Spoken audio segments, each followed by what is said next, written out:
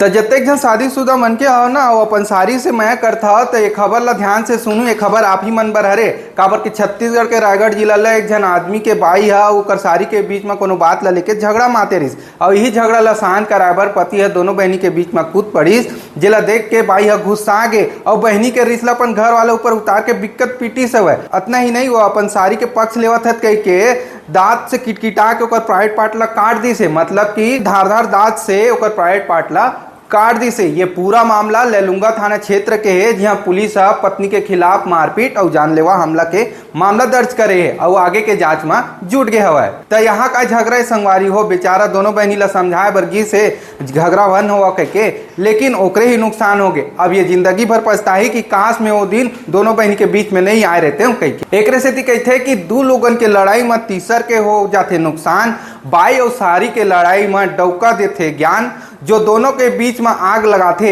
ओकरे हो जाते नुकसान।